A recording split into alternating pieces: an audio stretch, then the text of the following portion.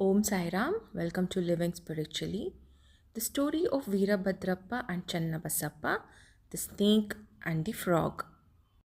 Blessed is the face of our Lord Sai. If we cast a glance at him for a moment, he destroys the sorrow of many past births and confers great bliss on us. And if he looks at us with grace, our bondage of karma is immediately destroyed and we are led to happiness. The river Ganges washes away the dirt and sins of everyone who goes to her for a bath, but she intently longs for the saint to come to her and bless her with their feet and remove all the dirt accumulated in her. She knows for certain that this accumulation can only be removed by the holy feet of the saints. Sai is the crest jewel of the saints, and now hear from him the following purifying story. The Snake and the Frog. Sai Baba once began to tell a story. One morning, after having my breakfast, I strolled along till I came to the banks of a small river. As I was tired, I rested there, washed my hands and feet. I had a bath and felt refreshed. There was a footpath and a cart track sheltered by shady trees, and the breeze was blowing gently. As I was preparing to smoke my pipe, I heard the croaking of a frog. I was striking the flint and lighting the fire when a traveler turned up, sat by my side, bowed to me, and politely invited me to his house. He lit up the pipe and handed it over to me. The croaking was heard again, and he wanted to know what it was. I told him that a frog was in trouble and was suffering the bitter fruit of its own karma. We have to reap the fruit of what we sow in our past life, and there is no use crying about it. Then he smoked and handed the pipe back to me and said that he would go there in person and see for himself. I told him that a frog had been caught by a big snake and was crying for help. They were both very wicked in their past life and were now reaping the fruit of their action in these bodies. He went out and found that a huge black serpent was holding a big frog in its mouth. He returned and said that in a few minutes the frog would be eaten by the snake. I said, "No, this can't be. I am its father, the protector, and I am here now. How can I allow the snake to eat the frog? Just see how I save it." After smoking again, we walked to the place. He was afraid and asked me not to proceed further as the snake might attack us. Not minding his words, I went ahead, addressed the creatures thus: "Veerabhadrappa, has not your enemy Basappa repented, despite being born as a frog? As you too, though born as a serpent, still maintain bitter enmity against him? Shame upon you! Give up your hatred and rest in peace." Hearing these words, the snake left the frog immediately and slithered into the river and disappeared. The frog also hopped away and hid itself in the bushes. The traveler was very surprised. He said that he could not understand how the snake dropped the frog and disappeared when those words were said. Who was Virabhadrappa and who was Basappa, and what was the cause of their enmity?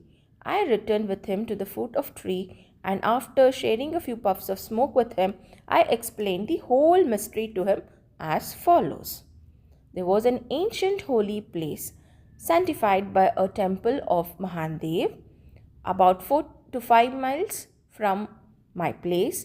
The temple was old and dilapidated, and the residents of the place collected funds for its repairs.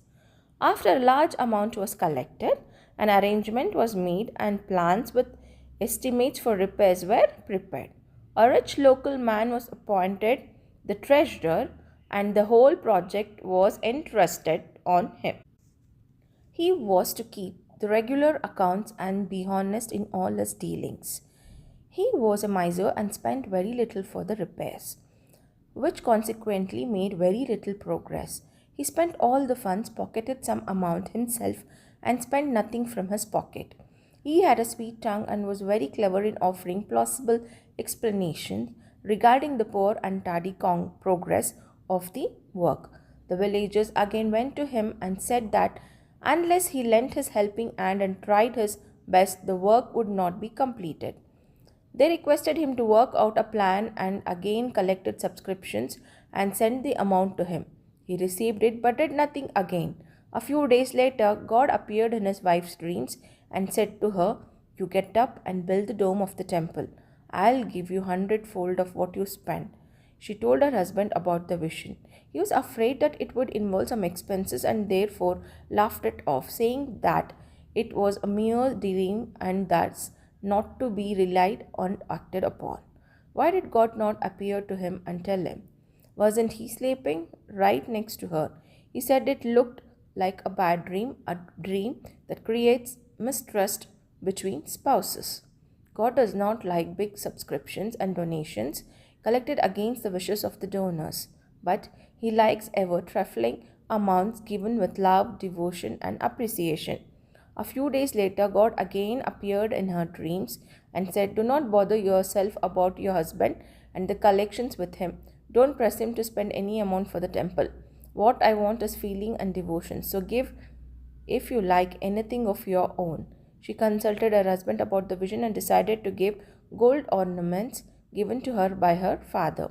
The miser felt disconcerted and decided to cheat even God in this transaction. He undervalued the ornaments at 1,000 rupees, bought them himself, and in lieu of the amount, gave a field to God as an endowment. The wife agreed to this, but the land was not his own. It belonged to a poor woman named Dubaki who had mortgaged it to rupees 200. She had not been able to redeem it for a long time, so the cunning miser cheated everyone, his wife, Dubaki, and even God. The land was fertile, uncultivated, and worth nothing, and yielded nothing, even in the best of the season. Thus, this transaction ended up, and the land was entrusted to the poor priest, who was very pleased with the endowment. Shortly afterwards, strange things happened. There was a terrific storm, lightning struck the house of the miser, and he and his wife both died. Dubaki also breathed her last. In the next life, the rich miser was born at Mathura in a Brahmin family and was named Veerabhadrappa. His devout wife was born as a daughter of the priest of the temple and was named Gauri. The woman Dubaki, the mortgager, The woman Dubaki was born as a male in the family of the caretaker of the temple and was named Channabasappa. The priest was a friend of mine. He often came to me and chatted and smoked with me. His daughter Gauri was also devoted to me. She was growing fast and her father was seeking a good husband for her. I told him not to worry about this as the groom himself would come seeking her. Then there came a poor boy named Veerabhadrappa, wandering and begging to the priest's house. With my consent, Gauri was given in marriage to him. He was also at first devoted to me as I had recommended his marriage to Gauri. Even in his new life, he was after money and asked me to help him get it, as he was leading a married man's life. There was a sudden rise in the land prices, and by Gauri's good luck, there was a great demand for land, and the endowed land was sold for 100,000 rupees. Half the amount was paid in cash, remaining was to be paid in 25 installments of 2,000 rupees each. Everyone agreed to the transaction but began to quarrel over the money. They came to me for consultation. I told them that the property belonged to God and was vested in the priest, and Gauri was a sole heiress, and thus no amount should be spent without her consent. I also said that her husband had no right whatsoever to the amount. Hearing my opinion, Veerabhadrappa was brought with me and said that I wanted to establish Gauri's claim and embezzle her property. Hearing these words, I prayed to God and kept quiet.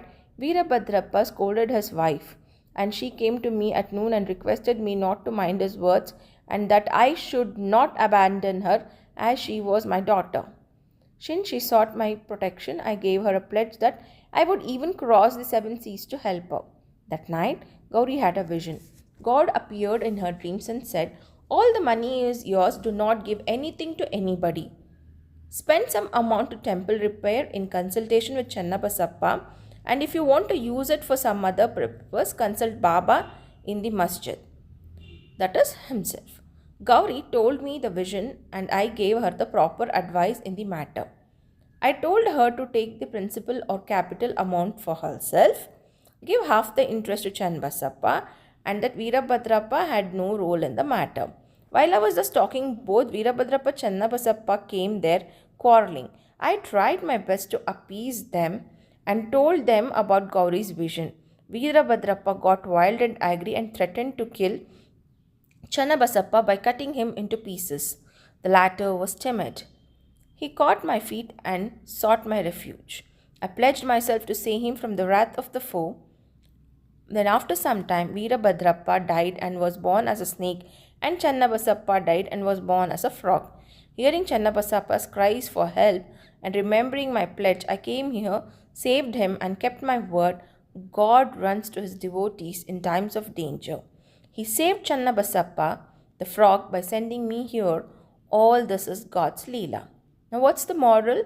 The moral of the story is that one has to reap what one sows, and there is no escape unless one suffers and squares up one's old debts and dealing with others. It also teaches us that greed for money drags the greedy man to the lowest level and ultimately brings destruction on him and others. Om Sai Ram, Om Satchidananda.